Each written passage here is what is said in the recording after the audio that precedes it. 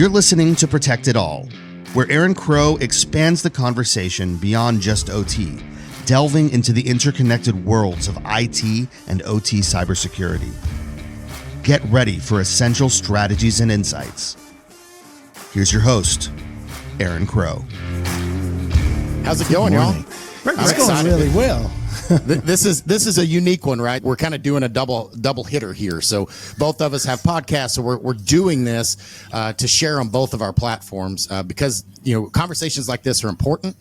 So it's fun. I don't always do. Normally, it's a one-on-one or even a solo episode. So today, having the three of us, I'm excited about how the conversation goes and what all we dig into. Same here. Great to have you on board. Great to be on board. Yeah. We're going to be a bit schizo today. That's okay. Well, so the audience that doesn't know me, my name is Aaron Crow. I come from 25 plus years doing cybersecurity and technology. Half of that time has been spent in the OT space, so operational technology, and a lot of that has also been spent on the IT side. So everything from working at, Fortune 100 companies, doing, networking stuff. I was a CTO of a software company, cybersecurity software company. I've worked in consulting, at the Big Four, and I've even owned my own consulting. So I've kind of been all over the map. So my experiences kind of spread the whole gamut. So I could wear a lot of hats and see it from a lot of different perspectives just because of the experiences that I've had. Wow. Shlomi, can you top that? I can try. I'm not sure. I can, but I'll let you be the last because you have probably the most interesting story. So I'm Shlomi. Today, what I'm doing is I'm leading branding and strategy for Cybellum, which is a company in the product cybersecurity space. But I spent the past 10 years actually being a consultant, similar to Aaron's, but on the other side of the spectrum. I was more of a business strategy consultant at Deloitte, and then more of a branding consultant. So I had the chance to work with quite a few cybersecurity companies and see kind of the arc of cybersecurity develop in the last 10 years and as new technologies came in, etc. So that was an interesting ride. And that's pretty much it for me. David? Cool. So let's go back a few years to pre-cybersecurity.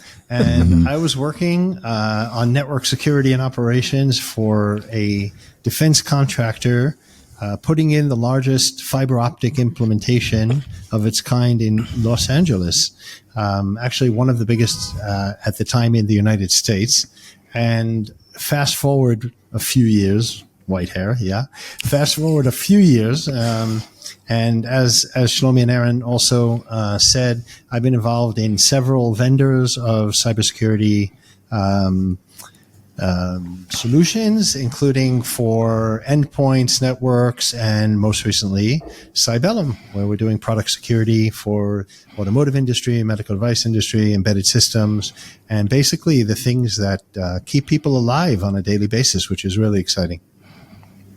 Yeah, we're seeing a lot more in the news, and we're seeing a lot more things come up. I remember, again, David, before we called it cybersecurity, I was doing this, and we didn't call it that, but I was still doing cybersecurity type work. It was similar, network segmentation and putting in firewalls and things like that. And the conversations I was having back then, it was like nobody thought like it was going to impact me. Like nobody's going to go after me. Like who am I? Like why would they want to attack me?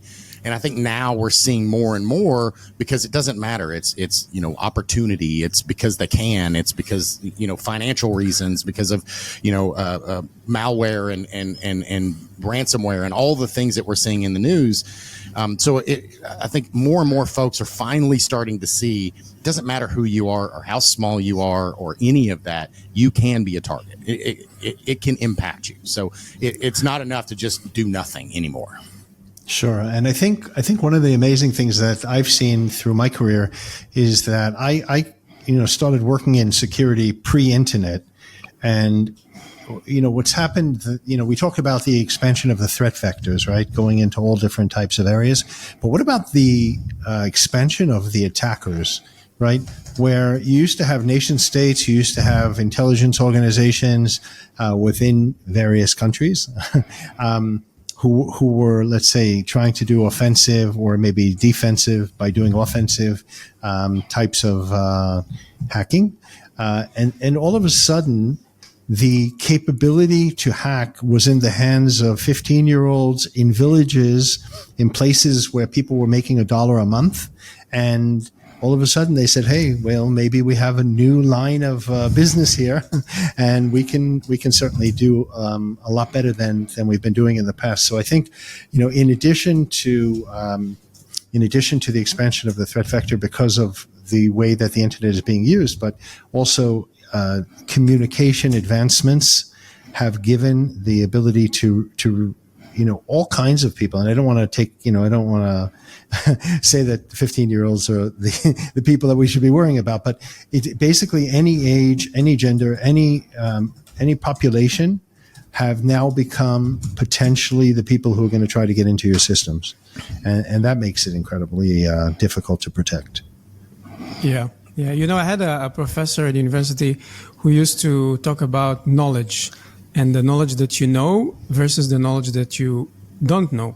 So he would draw, a huge circle and then say like the outer circle is the things that you know and everything inside is what you don't know. So the bigger the circle, the more you know, but also the more you know that you don't know. So the reason I'm telling that story is that I think because it's late in the day here and you want me to get really confused, right? Exactly. That's exactly my goal. He's the smart guy, by the way.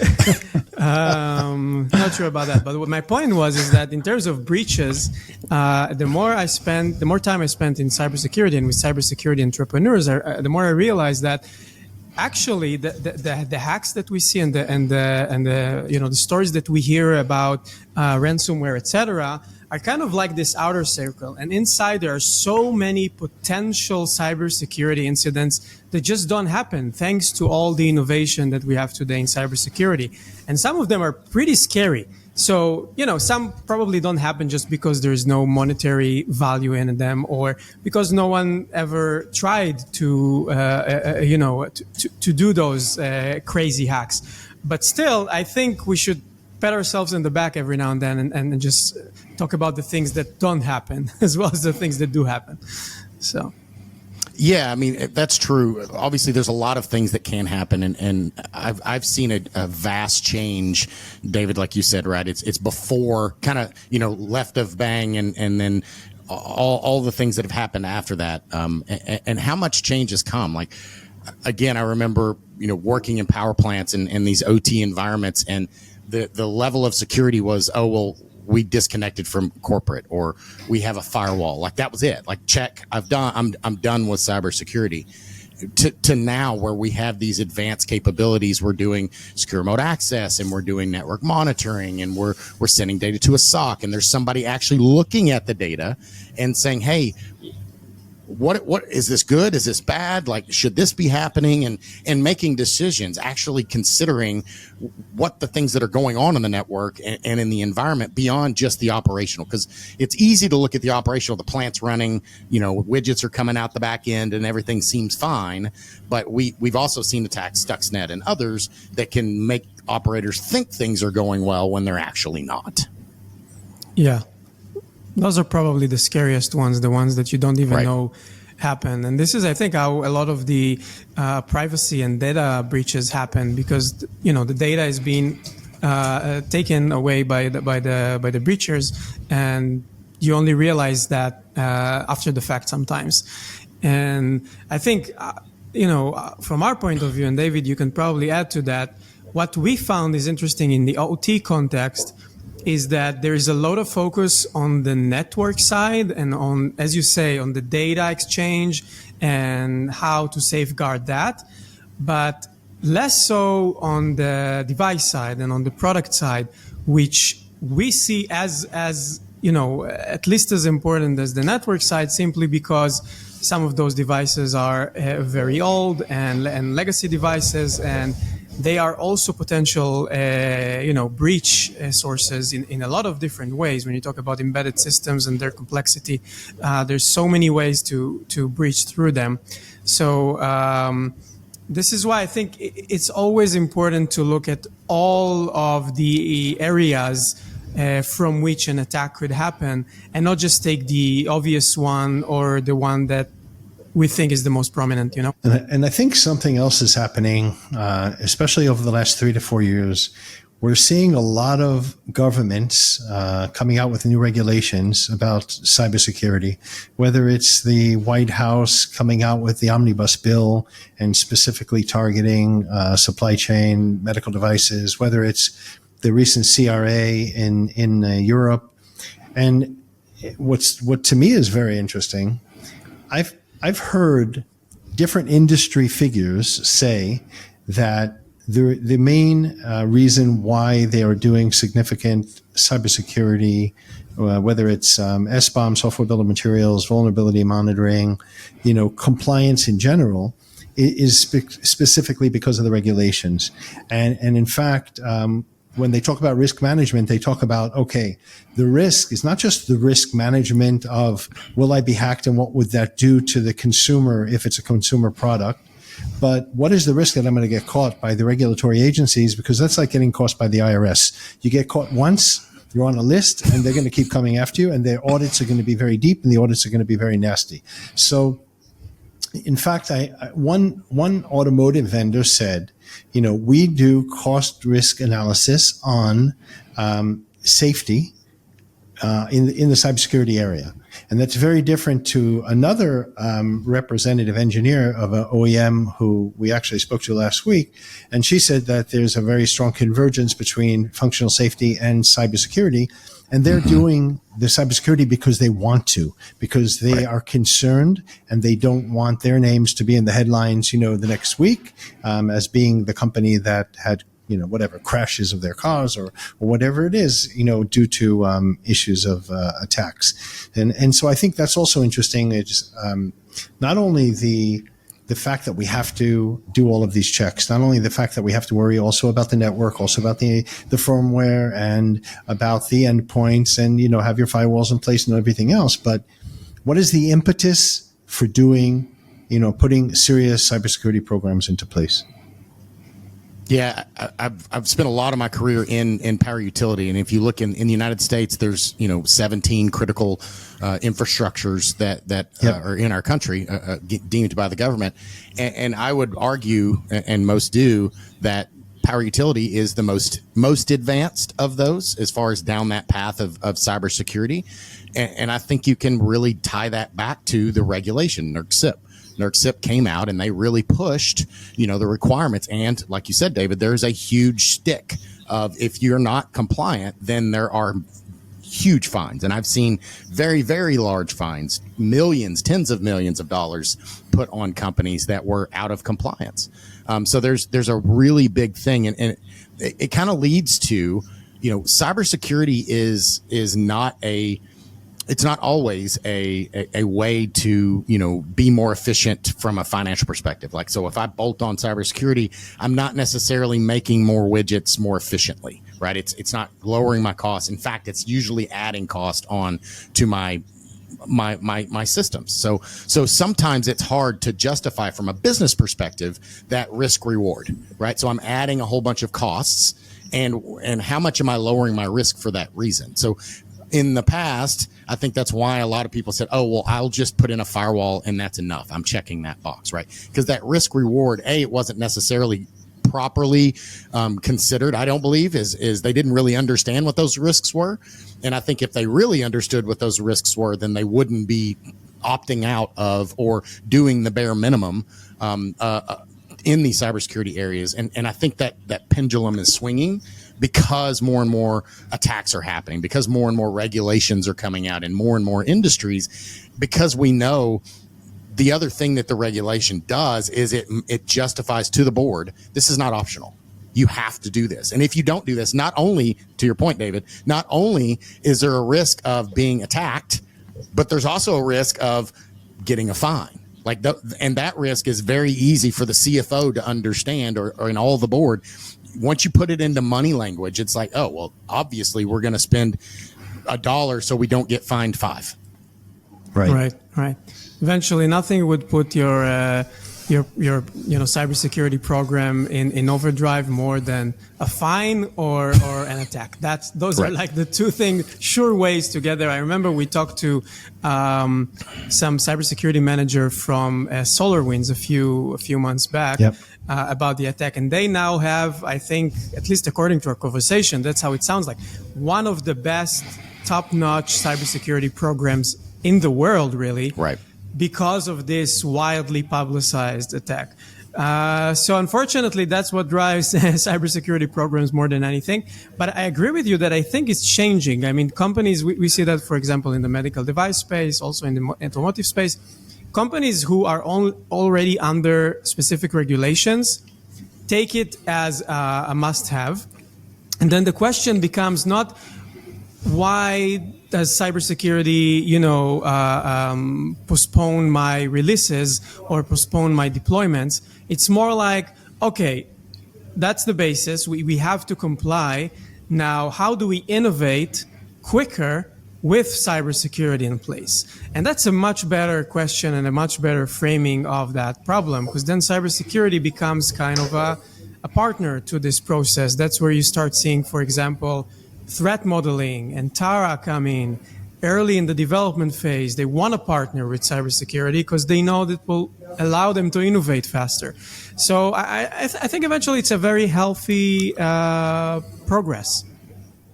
Definitely. And I think secure by design, how far left you're going to go to ensure that as you work your way through the development cycle, everything that you're working with is secure, whether it's coming from the supply chain. And, I recommend, Aaron, if you haven't been to the Embedded World show in Nuremberg in Germany, right? I think they're putting one on actually in North America this year as well.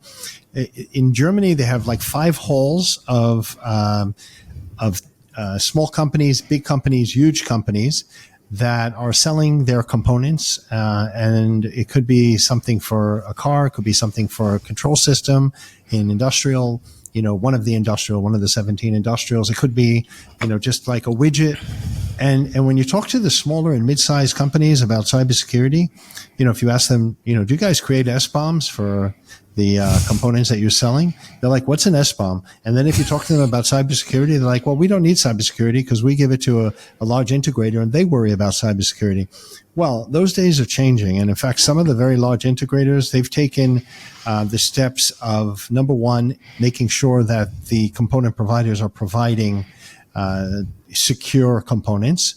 And number two, that if those companies are what we call cybersecurity poor, if they don't have any knowledge or they have very limited knowledge on how to create these secure components, then they will actually work with them to help them to get to the point where they're able to deliver components that have been checked and, whether they've, put out SBOMs for them or doing vulnerability monitoring or whatever it is, to make sure that even going as far left as these small providers that can be from the US, from Taiwan, from Germany, or wherever else, that it's not going to hold up their development process. I actually have a question. Yeah, sorry, go ahead. No, go ahead. Go ahead. I just had a question for you, actually, Aaron. I'm curious, since you have a very unique perspective. Shlomi is a curious guy. When I say the word curious, I say it a lot, but I am curious. You have a very unique perspective because you know a lot of these 17 critical infrastructure industries. Yep. So, do you see the gap between them closing or widening or staying the same? Because we have like vastly different industries there in the list of 17. So what do you think? Yeah, I definitely see there's a huge gap. I think that gap is closing. I think, like I said, power utility is probably further in front. I would say oil and gas and pharmaceuticals are pretty far in the front as well, but for different reasons. Obviously, there's regulations in those as well, but I think those are more. They have more revenue and more finance, more budget to throw at the problem. Whereas, in power utility, a lot of these times, a lot of these environments are not regulated, so they don't have. Take a step back really quick. In power utility, in the United States, many of the states are regulated, meaning I can go get a rate case and actually guarantee, hey, if I'm doing a capital project, I can pass that cost on to the ratepayers because it's the cost of doing business. It's no different than, upgrading a turbine or doing boiler maintenance or any of those kinds of things. They've included cybersecurity in that. But in the non-regulated environments, I have to do that maintenance out of my pocket and hope that I can recoup my costs. So it's harder for those non-regulated entities to do that, right? So that's where regulations come up. But to go back to your original question, I see this changing. I see wastewater, local municipalities. I see, the small manufacturers, and it's usually driven because, and David, you hit on it, because more and more customers are asking for it. Like when they're talking to these vendors in their terms and conditions, or when they're evaluating these new products, they're asking those questions. Do you have an SBOM? What is your cyber, hygiene? Like they're asking those questions. So it's holding those vendors up to a different standard. So they're needing to come in, right? And the sooner, the irony is the sooner that we get these things done, you talked about, secure, design, cyber by design, right? I was at Idaho National Labs a while back, a couple of months ago, and I did their cyber informed engineering, training. And it's all about designing this cyber into the process. And it's not just the cyber process, it's into the whole process of the thing that you're doing, whether you're making electricity or driving a train. It should be done from the beginning, right? And if you do that in the beginning, then the costs are actually lower. You're more efficient in your overall process, is not just the cyber hygiene. But the problem is we can't just go back and replace all of these OT systems that have been out there for 40 years. It's too expensive. That doesn't mean we don't have to do anything. So I see this coming around.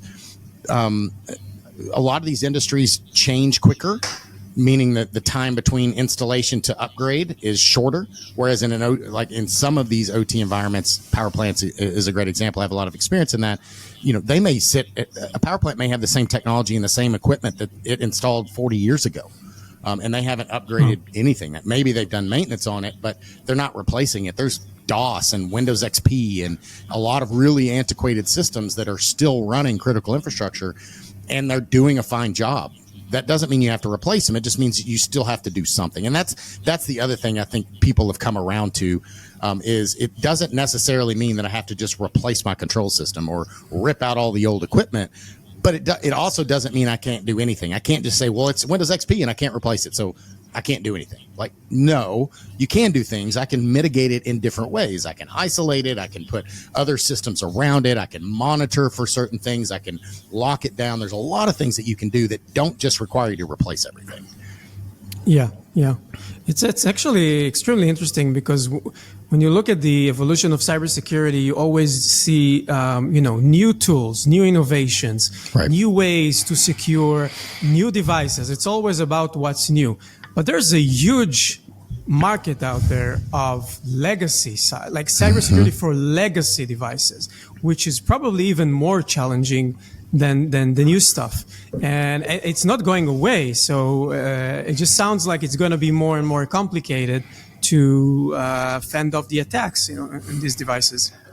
Or like Porsche did recently, they cut out several lines of their vehicles because they weren't able to comply with WP29, WP29 or 156, which requires that legacy vehicles have the same type of cybersecurity in them. And instead of trying to retrofit, so they're just waiting. They've shut down those lines, and they're waiting for their electronic versions to come out. Right. Yeah, but that's those are two widely popular, but still the two models of Porsche. I imagine when you're thinking about critical infrastructure, or even I'm thinking of my father. My father works at a bank, and he's a mainframe expert, and these guys at the bank are trying to replace the mainframe systems for years, and they never do it because it's billions of dollars, and it's 5-year, 10-year project at the minimum. So they just don't do it, and it stays there, and they need to deal with it. So I imagine for critical infrastructure, for energy, for these kinds of devices, it's even more complicated. So, Aaron, I have a question for you from your background in OT, control systems. So I recently saw a session that was talking about whether or not to scan PLCs, right? Because let's say you have a control system that has to be running 24/7, and you scan it and you discover that there's a vulnerability, right? So what do? You're not going to be able to take it down. The maintenance that the scheduled maintenance might be 8 months away, 9 months away, or there might be no scheduled maintenance. What do you do? That's a very common problem in conversation I hear in OT, right? And SBOM's open kind of Pandora's box with that. And when SBOM first came in on the market, everybody was like, "Oh my gosh, I've got millions and millions of these vulnerabilities in my environment. I can't do anything about that." So it almost became white noise, right? I have so many vulnerabilities. I'm not patching my systems. Much less am I going to fix all of these other vulnerabilities. So, to answer your question, I've been scanning an OT environment since before there were any OT passive or any of these other tools. You have to be intelligent and careful with it. I wouldn't just randomly plug into some network I don't know anything about or the systems and then just start, doing an IT scan on a system, because absolutely it can bring things down. A lot of these older OT systems, if you scan them, they just fall over. They're not designed. The protocols don't support it. So if I just start hitting it with all these protocols, they'll literally fall over. But that does not mean that you can't go active. And active is obviously where I'm actually asking the thing, hey, what are you? Who are you? What do you have going on? What's your firmware? All that kind of stuff, right? But it goes back to a bigger question of why, right? What is the goal? To your point, if I find a vulnerability, let's say that somebody hired me to come in and do an assessment on a power plant or whatever the thing is, and I said, hey, here's all the things that I found, all of these PLCs, these HMIs, all these things, they have all of these vulnerabilities. In an IT world, the answer would be go patch them, replace them, whatever, right? Get them off the network. That's the answer. That's the mitigation that a big four firm would recommend. Or an internal audit team would, right? But in OT, that's not the answer. So the answer there, if you had a sophisticated OT environment, it can be, hey, I know that this has a OpenSSL or a RDP or whatever the vulnerability is. If I had monitoring, then I can watch for, hey, I know this is a vulnerability, so I want to watch this and I want to flag and send something to my SOC anytime I see any of this type of activity, because it should not happen. Wow. So I should be, it's Sun Tzu Art of War. Use my strengths as weaknesses and my weaknesses as strengths. So if I know that I have these vulnerabilities, I can't patch them, I can't get rid of them, but at least if I know they're there, I know to watch for them and pay attention. Hey, I know that my back door is not locked and it's broken and I can't do anything, so I'm just going to sit there and watch it. And if somebody comes in, then I'll at least be aware of it, and then I can do something more quickly instead of closing my eyes and saying, hey, this is an old system, I can't patch it, I don't have an outage for 9 months, so there's nothing I can do. We'll just put my head in the sand and hope for the best. Wow. I never thought of that. That's so different, radically different than most of the industries that we deal with. Because, the medical device industry, if you have vulnerabilities when you submit the device for approval for the FDA and you don't patch them, you're out. The product is not going to go out to the market. So you have to do it. But this issue of staying, watching without fixing a vulnerability because you just can't fix it, it's very interesting. Yeah, not only that, but in the H-ISAC conference, so Jessica from the FDA, she was up on stage with Nastasia, the two of the senior cybersecurity people from the FDA, and she said, don't even think that you'll get away with low priority vulnerabilities. We're gonna insist that you take care of everything from the critical to the low priority ones, and which was pretty incredible. And I think that there was a lot of interesting body language in the audience of the medical device manufacturers. So, yeah, and I think it's also very different than the automotive, because there depending on the industry, there are different ways that the regulators are either auditing or checking or letting the manufacturers have more leeway, or maybe not leeway, but letting them put the programs into place and almost like self-checking themselves and being able to show the reports on what has been done. And it could be, one, because they don't have the manpower to go out to every OEM and to, really check their systems. Or it could be that they feel comfortable enough, given the background, for example, in automotive with functional safety, that they count on the fact that these are the programs that we have in place for cybersecurity, and these are the documentation, the evidence that we have in place, and so it works.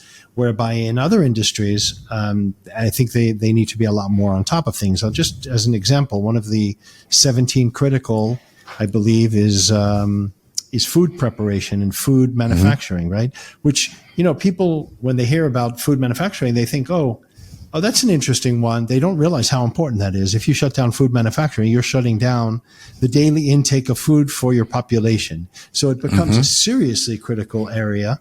And when you think about, okay, what kind of cybersecurity regulations are there for that area? And I've been looking at that, and I found a couple, but they don't seem to be, as strong, for example, as medical devices.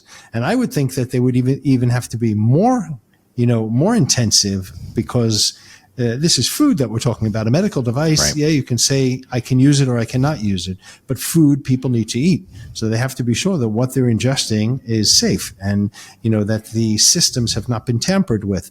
And more we're dealing with robotics coming from, a wide range of manufacturers from various places in the world. I don't know. It seems to me that there are some areas that we have yet to see, let's say, a very strong cybersecurity input and requirement that we will see in the coming weeks, months, and definitely over the next couple of years. So I have another question for Aaron. I'm curious again. So we talk a lot about the OT and IT convergence, and that's something that, in your industry is very, very prominent. My question is about following what you just said before about pre-market and post-market convergence. Do you see that happening as well? Do you see teams working more on the secure by design side, but then on keeping a watch out for attacks and hacks like post-production, CM SOAR, incident response activities? I am, right, which is good. It's one of the things I'm excited about is I do see more conversations being had, bringing the right parties to the table. Again, in OT, you can't just go out and replace everything, right? There's 17 critical infrastructures. Imagine how many old PLCs or things with vulnerabilities that are out there. I mean, just look at the power grid, the transmission lines, and how many miles of that, and oil lines, and think about all of those things compounded. How many wastewater treatment facilities are in the United States? And I'm just talking about the continental United States, not spread that across the world, and that exponentially grows. So it's about triage, right? It's about doing what you can do with what you have, knowing that I don't have an unlimited budget, knowing that I need to hit, the most important things for me, and every organization is different, and every site is different. That's the other piece that people don't see all the time is the sites are different. So I can have 2 power plants or 2 manufacturing facilities or 2 water treatment plants, and they're completely different. They have different systems. They were installed at different times. They have different, interconnections. They have different PLCs. They have different vendors. They have all of those things are different, and they're unique. It's almost like an individual business every time I'm doing these assessments at these sites. So the importance of having those conversations, the pre stuff that you were just talking about is, hey, anytime I'm going to be upgrading, if I'm going to do a control system upgrade, or I'm going to be replacing technology, or I'm going to be rolling out a new anything, I need to be considering that cyber, and I need to make sure that the OT people and the IT people are at the table. Because many OT people don't have the 25, 30 years of experience doing this stuff. That's not their job. They're engineers. They're really good at the process and the automation and those kind of things, but they aren't necessarily up to speed on the cyber side. So bring in those IT people who only know that stuff, but they don't know the opposite side. So that's where they butt heads a lot of times, because they don't speak the same language. And there's a whole bunch of assumptions, and I like to say this, that we're all on the same team. Like if I work for company A, whether I'm in IT or OT, we both have the same goal. The goal is to protect the thing and make sure that we can, make profits, and we all keep our jobs, and the company does well, and whatever we're doing, it continues to do so. And then the right of bang, right? If it's already there, what can I do? Again, bringing in those OT people, like, hey, and the IT people. Again, it's all about sitting down in those conversations and really understanding and saying, hey, I don't know what to look for here. Bringing in your IT people, like, instead of, I see this so many times, and just a very simple example, firewalls.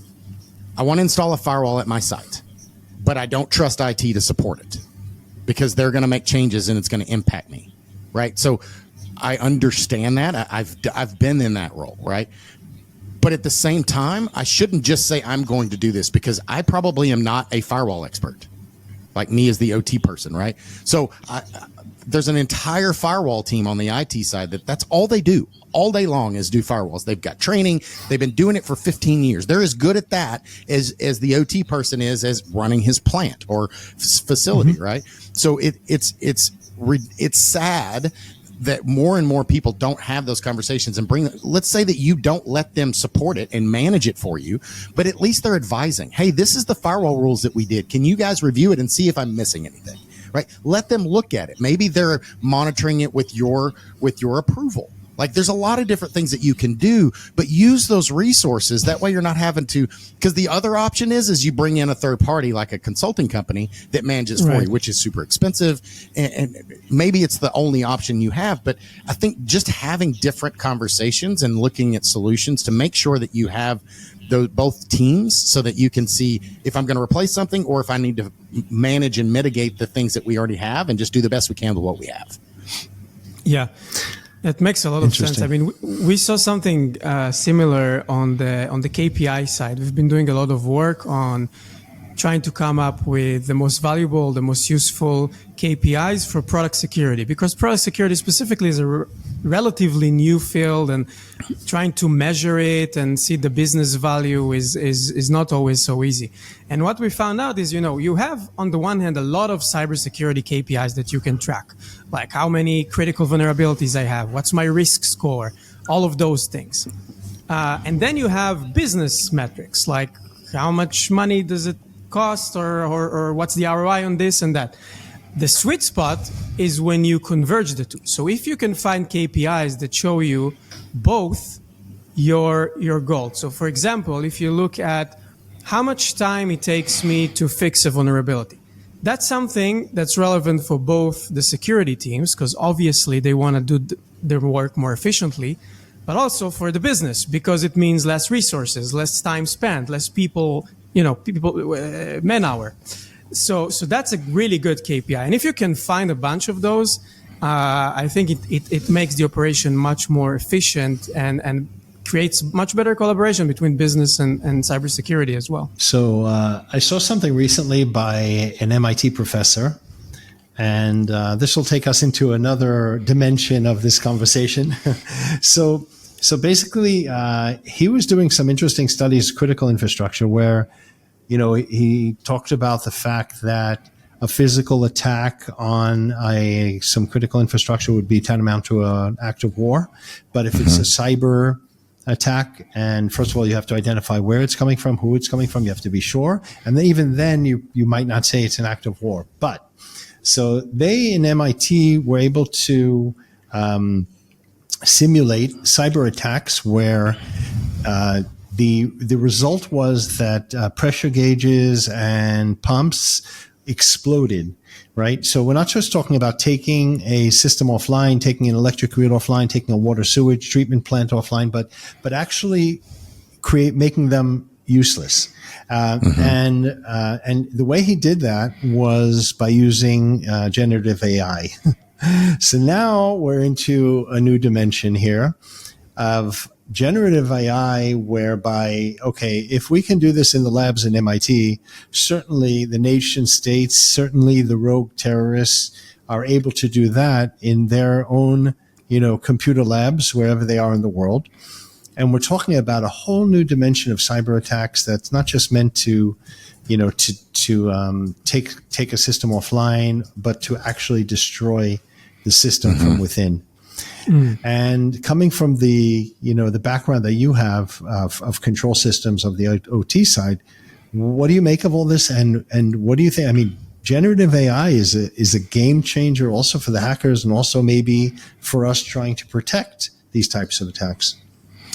Yeah, it's definitely a concern, and we should be using it for good, because we know that our attackers and the bad actors are going to be using it to try to get us, right. But if you really just think about it, like what are some of the risks that we are seeing? Generative AI, what value does that bring?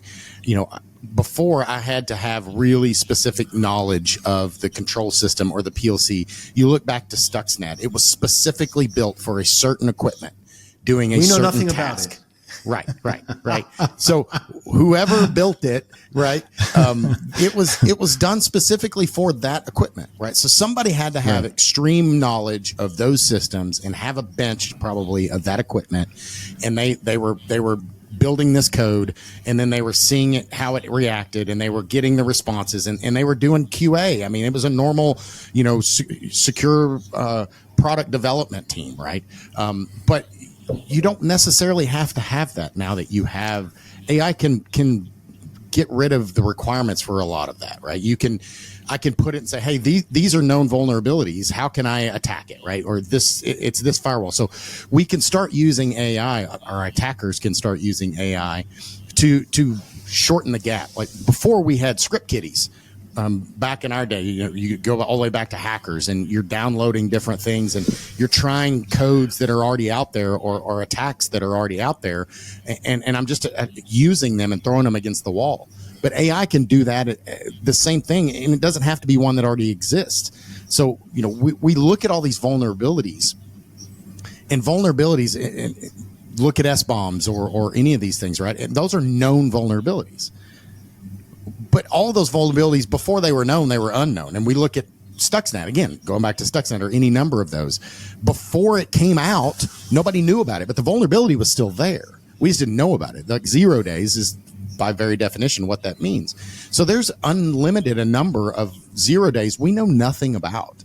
And how can AI, the right person in an environment, and we're not even talking about a nation state, but if we just have a relatively intelligent person, he grabs a PLC off of eBay and uses AI, how quickly can they get a vulnerability, find a vulnerability, and then find another device that they know where one sits and go after it, right? I think not very to mention quickly. very quickly. And that's just an individual. Imagine a nation state that has unlimited resources and a huge budget, and how they can use AI to make it faster. And it's not about, AI is not going to do anything that a human can't do, right? Nobody's saying it's supernatural. It's not going to be able to do anything that a human can't do. But how much can it do it quicker? How much can it save and make it more efficient? How much quicker can they do it without having to have 100 people? Maybe they can do it with 5 and represent a bigger challenge. These smaller actors will be able to compete with, the bigger guys that are going after these things. Especially if you think about let's say that they embed the code inside of the PLCs, and they just wait for the time that they want to actually implement something there that they can do very quickly and take control of some of these industrial systems or critical infrastructure systems. But maybe today isn't the day. But and then depending on what they've put in, it could be very well that there are no vulnerabilities. It's just a direct connect that they can open up whenever they want. I'm sure we're going to have situations like this where we find that critical infrastructure has been, what's the word for it? The code's been changed, and either it was caught too early. I mean, it was caught not too early. It was caught early, or it was caught late. APTs that are left, yeah. Yeah, and that that they have the potential to really cause havoc with our critical infrastructure. Absolutely. I mean, we've seen it in the States a little bit. There was an attack in North Carolina, and it was a physical attack. Somebody took a rifle and shot transformers. But I remember that. The problem with that was because of supply chain. There's these compounding issues because of supply chain, that an entire area of the grid in North Carolina was down for like a week. and it was really just because they knew what the problem was, but they couldn't get parts to replace it in time. So they just had an outage and they couldn't fix it. But Or if even you if you compound that, go ahead. Sorry. Go ahead. No, I was going to take us to another area. So you go. No, I was just going to say, if you look at that and you attack that across the grid or across the water or trains or whatever, it can be really small impacts. Like it's the target attack. I'm not going after the biggest power utility that has the most money and they're spending all this stuff on OT cybersecurity.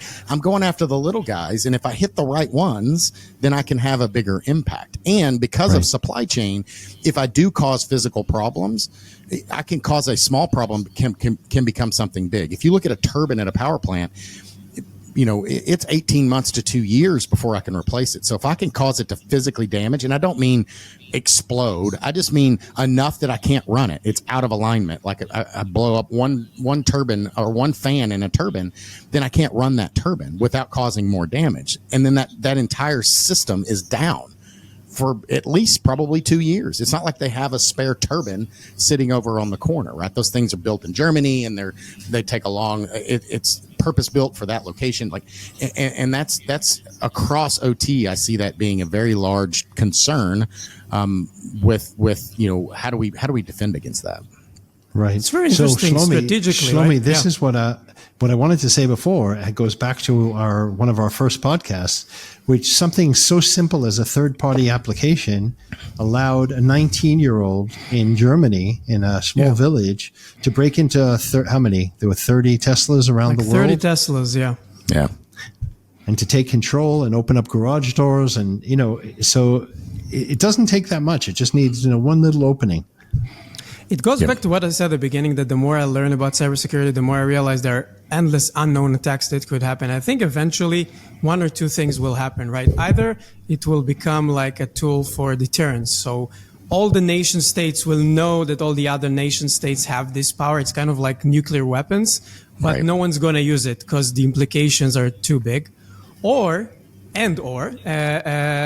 each nation state will also have a very powerful AI to fend off these attacks, ready for action at any given moment. But this would need to be kind of a statewide or a countrywide thing where you have this AI protective layer against all the AI attacks that could come in. It would get crazy at some point. Yeah, I mean, if you look at that's the concern, and again, I keep throwing up Stuxnet, but it's a great example of that. We all unofficially know, or at least heard through the grapevine, that was a built attack by a nation state that was designed to go in or and two get that, together. or two together, right?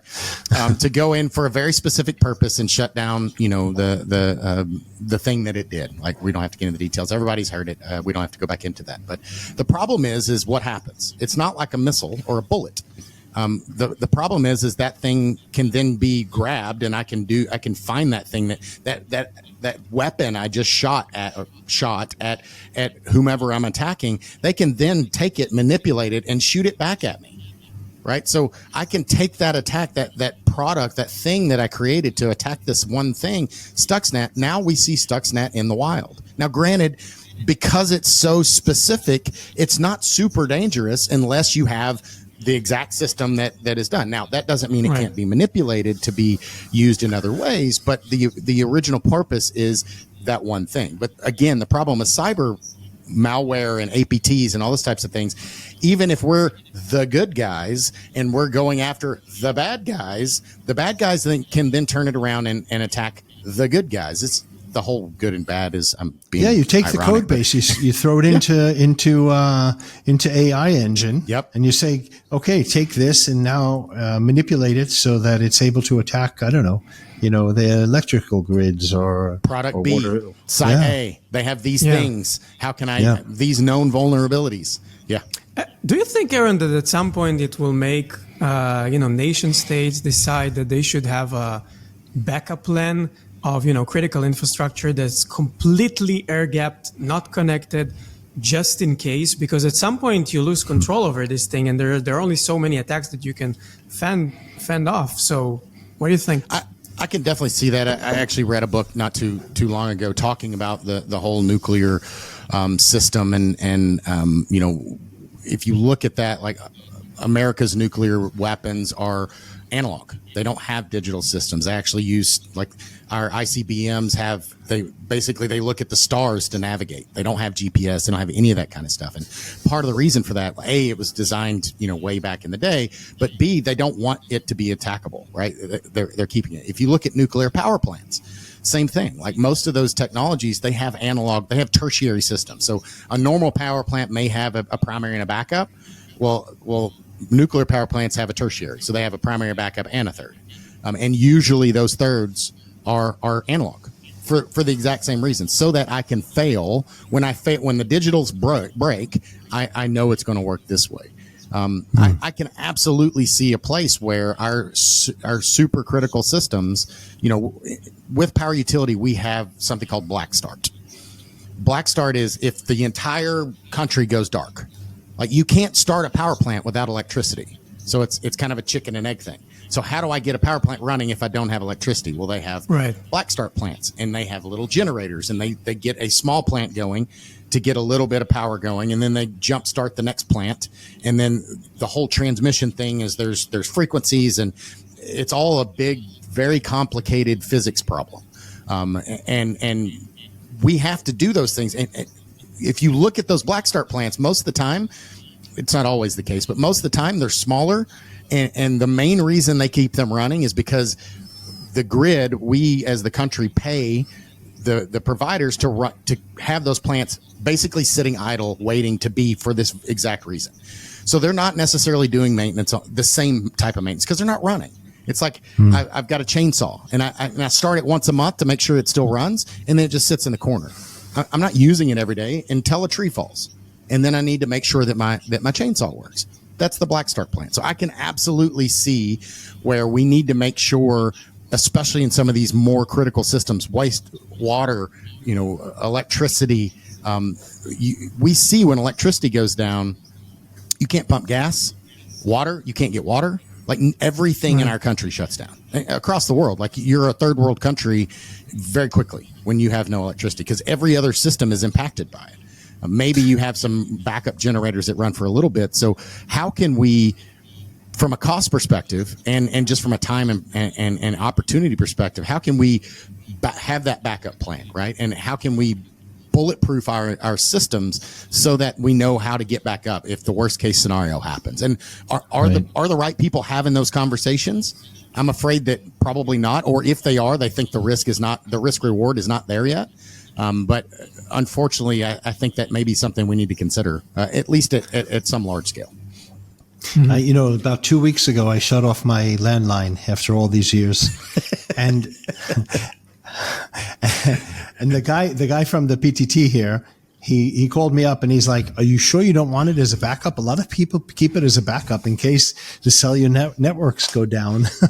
Yep. And I was thinking, and it goes back to what you said. You have to get to like the most basic of the basic of the basic if we ever get into that situation. And you know what? We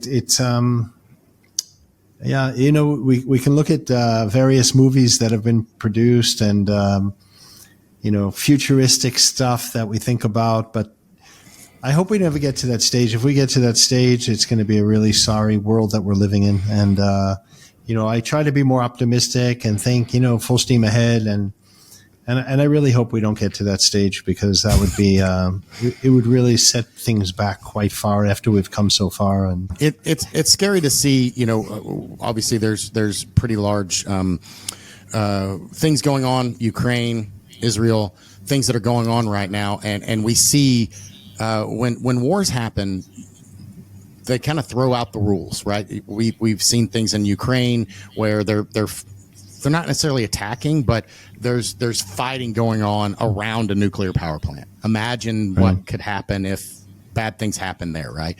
A nuclear power plant, obviously the biggest problem is, you look at Fukushima or you look at Chernobyl, that's the worst case scenario, right? So fighting around those things is a bad idea. Explosions around a nuclear power plant is bad.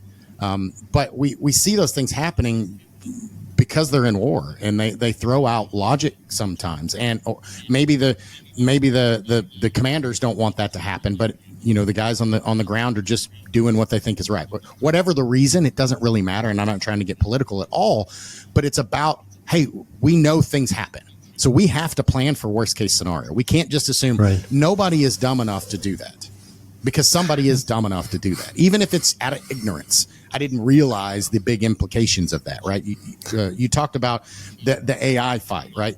I heard somebody speaking about that. Whoever the first is to have, the real generative AI can and probably will really control like everything, because they're gonna be so far ahead, which is why it's like an arms race. It's the Cold War. It's America and Russia going after the nuclear, arsenal. China and America and all the others are. Yep. Yeah. I'd add to that other countries. I'd add to that, centers of exploration of very smart people who might live in countries we didn't even think about, who are working day and night to try to come up with the ultimate, generative AI. And I agree with you. I think it's a game changer. I feel like we're at that place, the Manhattan Project with Einstein, and he's like, we've let this Pandora's box is open. Unfortunately, I don't really see a place where we can stop it and say, hey, okay, everybody, let's just talk about this now, because I think we're at that Cold War. Well, I've got to get it before you get it, because if you get it before I get it, then you're going to control me, and I can't allow that, right? So unfortunately, we're just ratcheting these things up. I think AI is good, but I also think we need, just like with anything, nuclear energy is amazing. I believe that we should have nuclear power everywhere, because it's clean. The waste is small. Like, there's no pollution there. If we really cared about global warming and all those types of things, that would be what we use.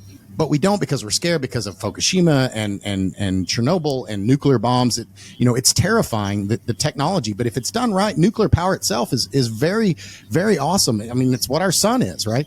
But when you put it in a bomb, it's really bad, right? Same thing with AI. AI can be a tool for good, but it can also be used by bad actors to do bad things. So we've got to consider both when we're building this technology. Unfortunately, we've already let Pandora out. Now we need to make sure that we're considering how to have a treaty, how to regulate. If you looked at, the Cuban Missile Crisis or any of those types of things, where we came to the table, and Reagan and Gorbachev back in the day, right? They came and said, hey, let's bring down. We don't need 40,000 nukes. Let's start dearming a little bit. We both need to have it. We're probably not going to get to a place where we have zero, but we also don't need to just be playing on the razor's edge of total annihilation of our entire world. Totally. So maybe to finish on a more positive note, there's a question there's a question we always ask at the end of our podcast, which is what was the most amazing, hard to believe, defining moment in your career so far? And I bet you got a really good answer, Aaron. So I'll hand it off to you.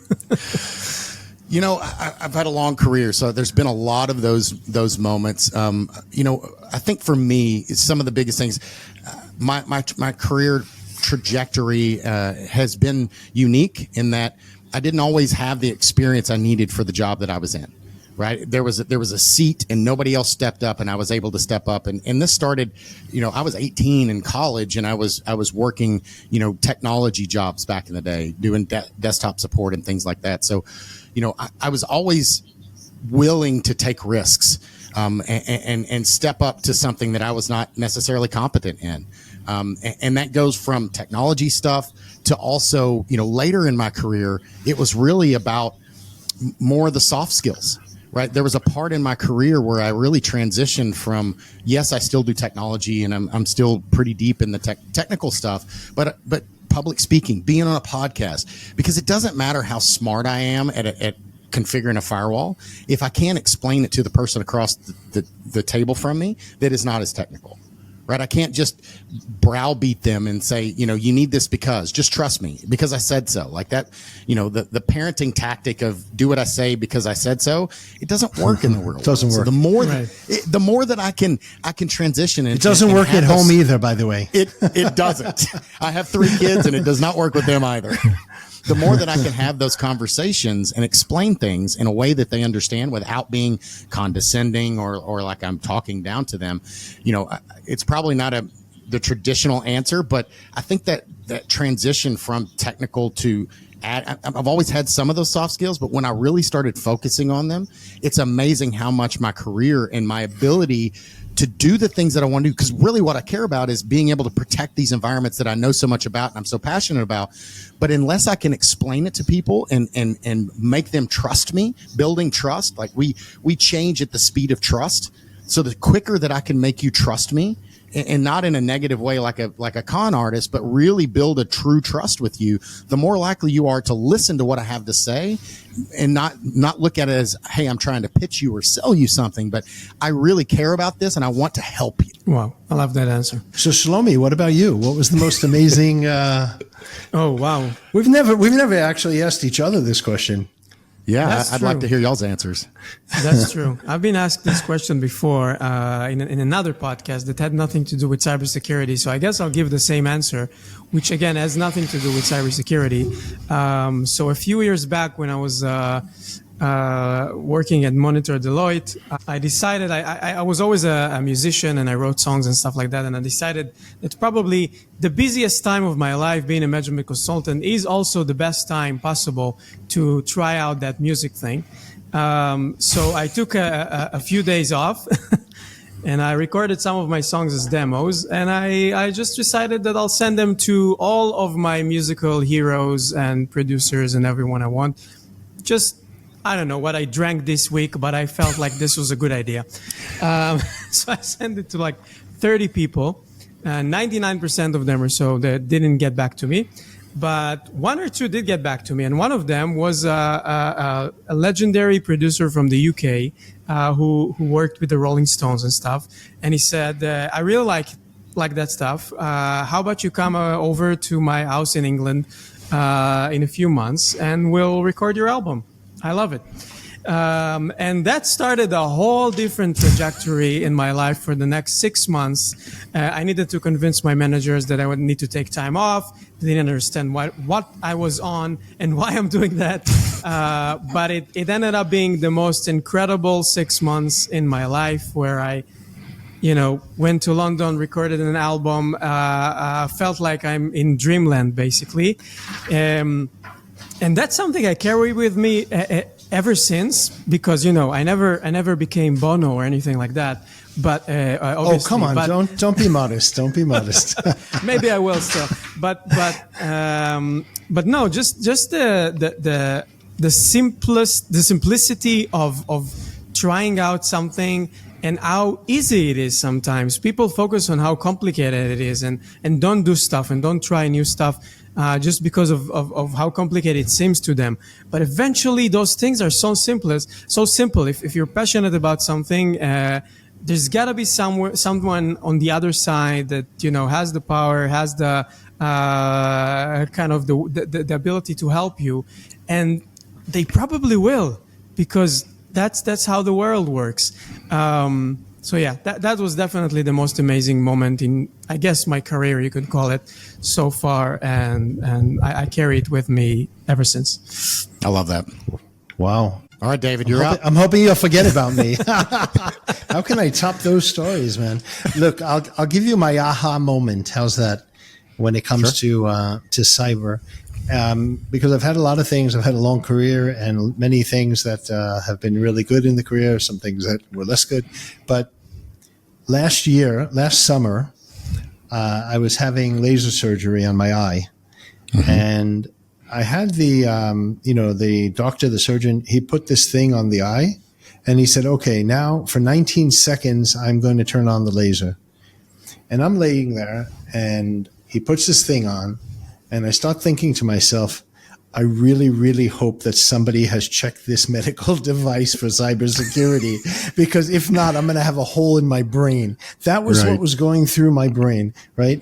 And at that point, I got it. I really got it of why we're doing what we do.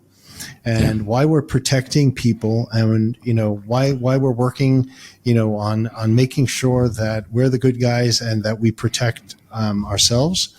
And then I counted to 19 and I was like, 1, 2, 3. And all I could think about was, I hope nobody turns it up and does something naughty with this device. So I think that was seriously an aha moment for me when it comes to cybersecurity. And I don't know if it was the most amazing, but it was the most enlightening moment that really brought home personally to me the reason that we're doing what we do every day. Yeah.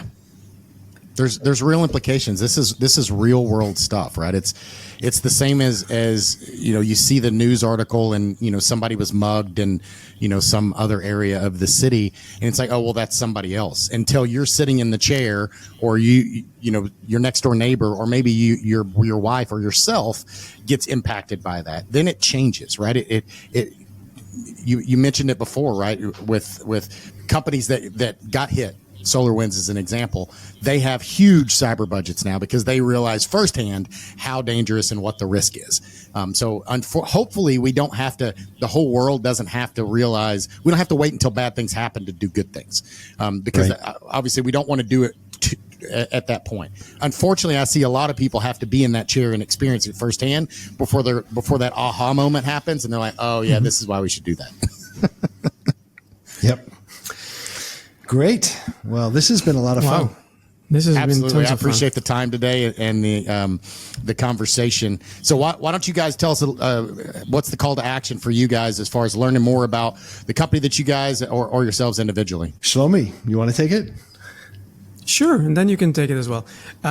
So about the company, I think we covered a little bit at the beginning, but we are in the product security space. We're focusing on helping medical device companies, automotive companies, industrial manufacturing, anything that has to do with safety critical devices.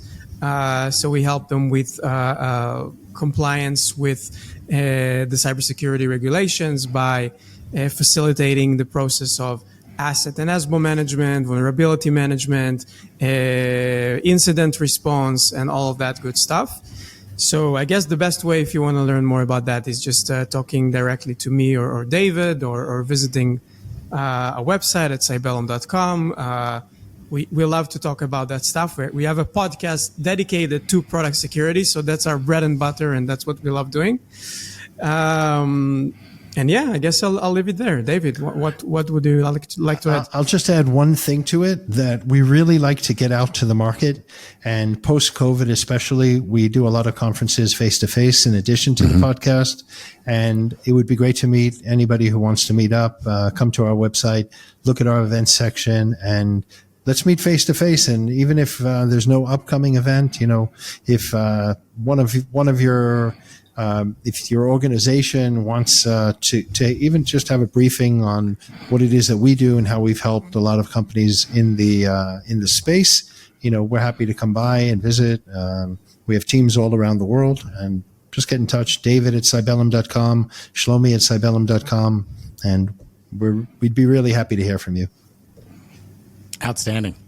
Definitely put all that in the show notes so people can reach out and find out more information. It's obviously a big area of need with more and more IoT and devices coming online that we need to learn how to protect and make sure we're doing it from the beginning instead of bolting on or putting a Band-Aid on a bullet wound. Totally. And Aaron, I keep forgetting that we're also posting it on our end as well. So what's your CTA? I guess that's the perfect way to end this. Yeah, absolutely. So again, Aaron Crow, I'm with a consulting firm called Morgan Franklin.